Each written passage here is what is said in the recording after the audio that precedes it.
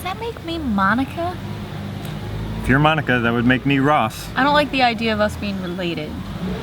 You think I like the idea of us being related? At least you're not Chandler. I like the idea of us being married even less. So let's get on with this before we... Don't know why you went there. All right, welcome to today's show. The who? With Jess? Oh, Tommy. Tommy is who?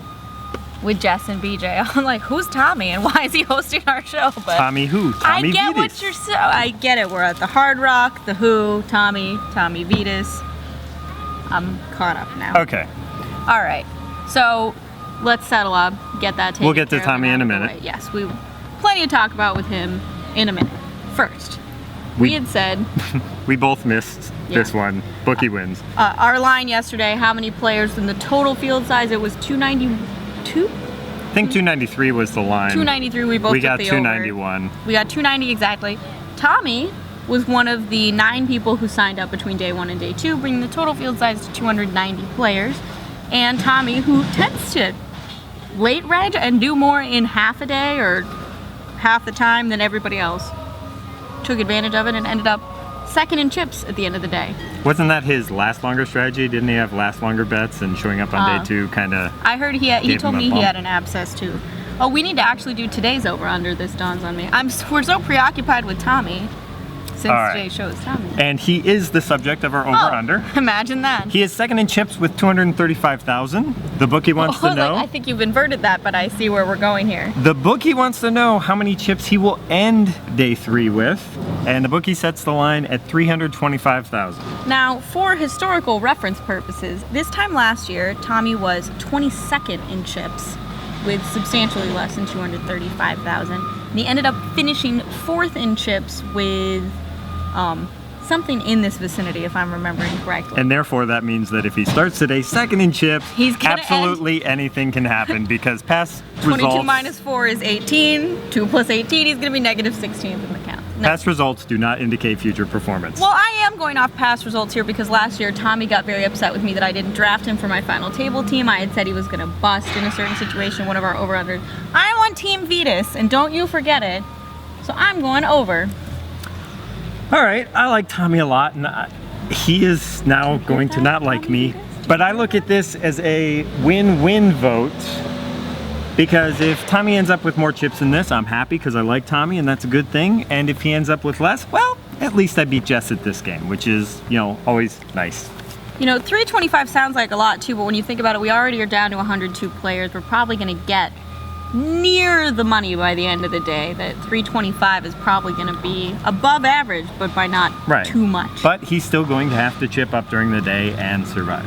Yes, which is going to be tough. Which I am hoping for, even though if it doesn't happen, that works out for me okay too. All right, so he is one of our chip leaders. Also one of our chip leaders, John Dolan. John Dolan started the day second in chips. Right. Ended the day 4th in chips with like 225,000? 225,000. So, Dolan had a strong day. The chip leader, David Nicholson, from had the a rough start day. of day 2. Yeah, he didn't make it through to the end of the day. He had a terrible day. Things weren't going his way. John had a great table draw in that there were a ton of chips on the table. I asked the guys at this table because there were early in day 2, 5 people with over 100K. I was like, are you all just busting a bunch of people, amassing the chips and then filling the seats? They're like, no, we really just drew this table. Kyle Boker was at that table. Chance Corneth, who ended up busting, but at one point had a bunch of chips, was on the table too. And John kind of picked chips off everybody to end the day strong again. All right, we should also mention the overall chip leader, Clyde Hinton, starts today with 263,000. So Vedes is behind him, but Vedes was the more interesting. There's a lot of kind of tightly clumped together people too. So should we go over who else busted? Yeah, we should mention who isn't here because that list is. I see what you did there. Well, it's usually you. I had to throw it in once. I appreciate that.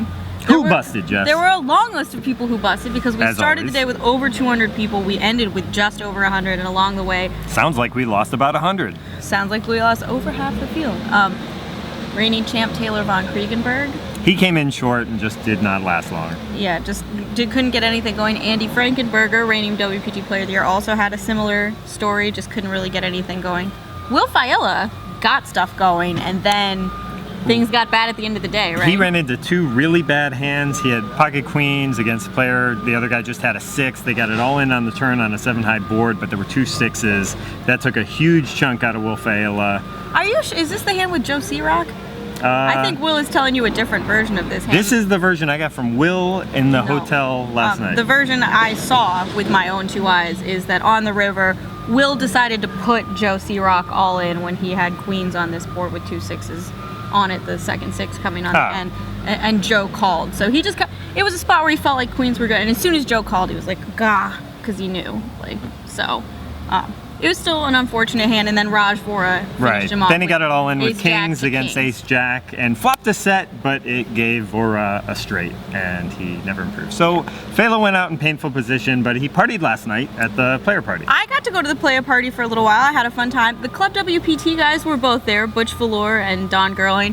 Part of the fun of being Club WPT qualifiers, you get to go to the parties and play in the event.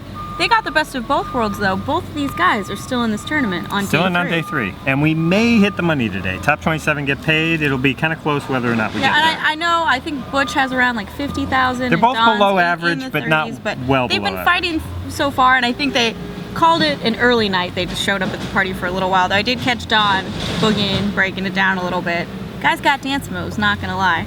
So, a lot of fun. And if Are we done? Oh, sorry. Okay, Go ahead. fine. Wrap it up. BJ's I don't got know, places to be, Come apparently. on, there's Question trucks of the day. beeping in the background. All right, question of the day, favorite rock opera. I'm obviously going to go the Broadway route and say Jesus Christ Superstar. Pink Floyd, The Wall. Yeah, I mean, not our greatest question today. I don't really have anything to comment beyond I like mine, and I'm not really it's- familiar with yours. But Don't have a, Pink Floyd's great. the thing is that I tried to come up with a better question today, but what else are we going to do?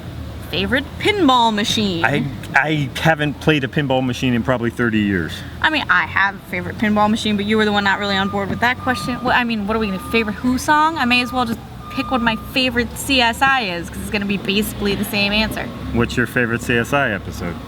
Oh, I don't know. I've never seen the show.